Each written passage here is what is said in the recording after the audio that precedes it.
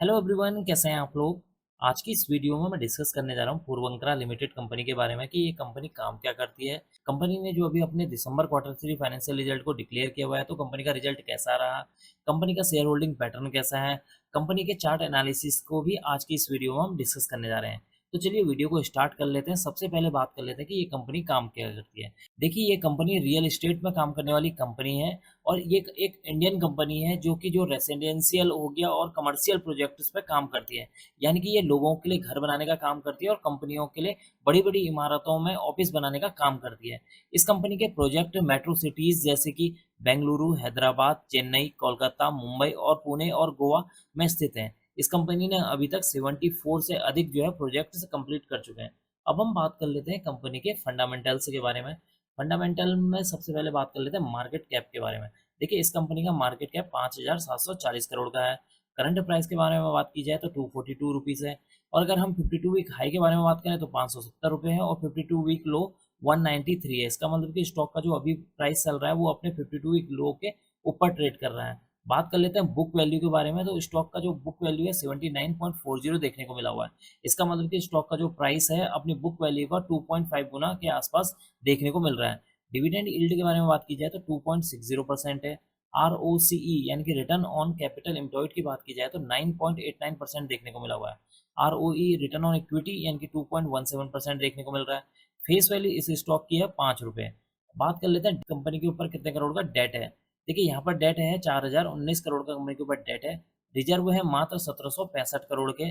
Total acid के बारे में बात की जाए तो 12,916 करोड़ के यहाँ पर टोटल एसिड देखने को मिले हुए हैं। नेट वर्थ है कंपनी की 1884 करोड़। तो फंडामेंटल में मुझे एक चीज़ यहाँ पर हल्की सी जो नेगेटिव नज़र आ रही है वो है कंपनी के रिजर्व। कंपनी के ऊपर डेट ज़्यादा है और कंपनी का जो रिजर्व है वो थोड़ा यहाँ पर कम देखने को मिला हुआ है, जो कि इसके लिए एक हल्का सा क्या है, एक नेगेटिव पॉइंट है। बात कर लेते हैं अब कंपनी के क्वार्टरली रिजल्ट के बारे में कि कंपनी ने जो अभी अपने दिसंबर क्वार्टर थ्री फाइनेंशियल रिजल्ट को डिक्लेयर किया हुआ है तो वो कैसा रहा। देखिए, अब आपके सामने है कंपनी का कंसोलिडेटेड रिजल्ट। कंसोलिडेटेड रिजल्ट में यहाँ पर हमें ये जो आपको दिसंबर 2024 का रिजल्ट सेक्शन नज़र आ रहा है, ये वो रिजल्ट है जो कंपनी ने अभी डिक्लेयर किया हुआ है। इसको हम कंपेयर करेंगे दिसंबर 2023 के रिजल्ट के साथ। यहाँ पर जो आपको ये नंबर नज़र आ रहे हैं, ये सारे के सारे दिसंबर 2024 का रिजल्ट है। ये आपका दिसंबर 2023 का रिजल्ट है। यहाँ पर जो अमाउंट नज़र आ रही है, सारी की सारी जो अमाउंट आपको नज़र आ रही है, ये सारी की अमाउंट क्या है, करोड़ में मेंशन है। अब बात कर लेते हैं कंपनी ने इस क्वार्टर में कितने करोड़ की सेल्स की है। इस क्वार्टर में कंपनी ने 318 करोड़ की सेल्स की है। अगर हम इसको दिसंबर 2023 के साथ देखें तो 574 करोड़ की यहाँ पर सेल्स हुई थी। इसका मतलब कि इस क्वार्टर में कंपनी की जो सेल्स है उसमें गिरावट देखने को मिल रही है, जो कि इसके लिए क्या एक निगेटिव पॉइंट है। बात कर लेते हैं एक्सपेंसेस के बारे में। इस क्वार्टर में कंपनी ने 302 करोड़ के खर्चे किए हैं। प्रीवियस ईयर दिसंबर 2023 में 378 करोड़ के यहाँ पर खर्चे देखने को मिले हुए हैं। इसका मतलब कि कंपनी के जो खर्चे हैं वो भी यहाँ पर कम होते हुए नजर आए हैं। कंपनी के खर्चे क्यों कम हुए? क्योंकि कंपनी की जो है सेल्स में गिरावट देखने को मिली हुई है, जिसकी वजह से कंपनी के जो खर्चे हैं उसमें भी गिरावट देखने को मिल रही है। ऑपरेटिंग प्रॉफिट के बारे में बात कर लेते हैं। देखिए, कंपनी की जो सेल्स होती है, जब हम उसमें से माइनस कर देते हैं एक्सपेंसेस को, तब निकल कर आ जाता है ऑपरेटिंग प्रॉफिट। इस क्वार्टर में कंपनी का ऑपरेटिंग प्रॉफिट 16 करोड़ है। प्रीवियस ईयर दिसंबर 2023 में 196 करोड़ का ऑपरेटिंग प्रॉफिट देखने को मिला हुआ है। इसका मतलब कि कंपनी का जो ऑपरेटिंग प्रॉफिट है उसमें एक काफ़ी हद तक गिरावट देखने को मिली हुई है, जो कि इसके लिए क्या है, एक और नेगेटिव पॉइंट है। बात कर लेते हैं ओपीएम परसेंटेज के बारे में। इस क्वार्टर में कंपनी का ओपीएम परसेंटेज 5% है। प्रीवियस ईयर दिसंबर 2023 में 34% ओपीएम परसेंटेज देखने को मिला हुआ है। इसका मतलब कि ओपीएम परसेंटेज में 29% की गिरावट देखने को मिली हुई है, जो कि इसके लिए एक और नेगेटिव पॉइंट है। अब बात कर लेते हैं कंपनी के नेट प्रॉफिट, यानी कि इस क्वार्टर में कंपनी को कितने करोड़ का मुनाफा हुआ है। देखिए, इस क्वार्टर में कंपनी को मुनाफा होने के बजाय 93 करोड़ का नुकसान उठाना पड़ा है। प्रीवियस ईयर दिसंबर 2023 में 78 करोड़ का मुनाफा हुआ। इसका मतलब कि इस क्वार्टर में कंपनी का जो नुकसान है काफ़ी तेज़ी से बढ़ता हुआ नजर आया है। बात कर लेते हैं ईपीएस के बारे में, यानी कि अर्निंग पर शेयर के बारे में।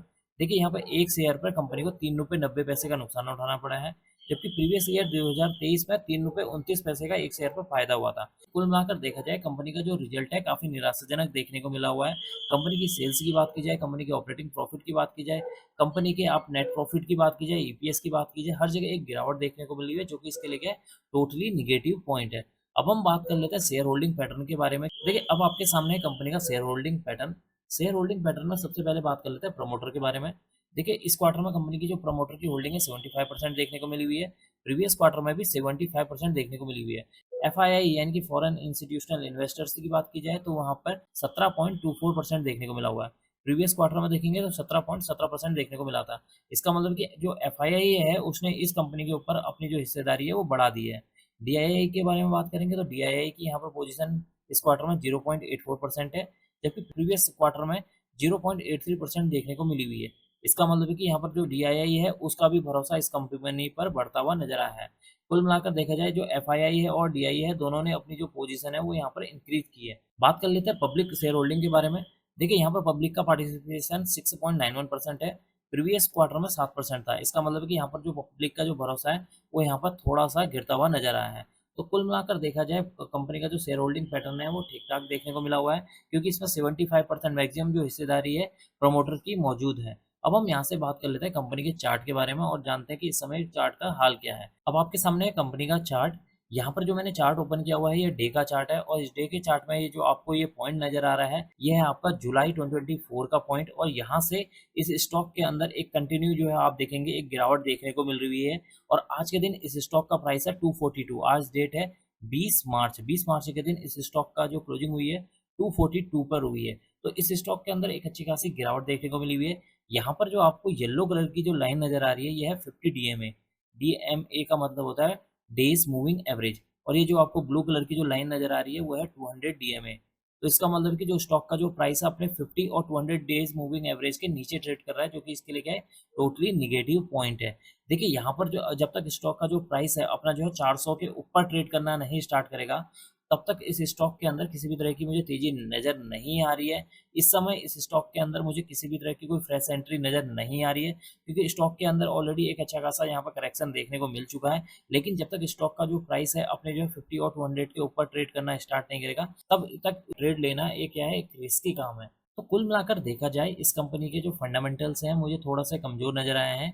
आप मुझे कमेंट बॉक्स में कमेंट करके बता सकते हैं कि आपको इस कंपनी के फंडामेंटल्स कैसे लगे। अगर आपके पास इस कंपनी के शेयर हैं तो उसके बारे में भी आप इन्फॉर्मेशन मेरे साथ शेयर कर सकते हैं। अब मैं इस वीडियो को यहीं पर एंड करूंगा। उम्मीद करता हूं कि आपको यह वीडियो पसंद आई होगी। अगर आपको यह वीडियो पसंद आई तो please like share and subscribe करना ना भूलें। Thank you.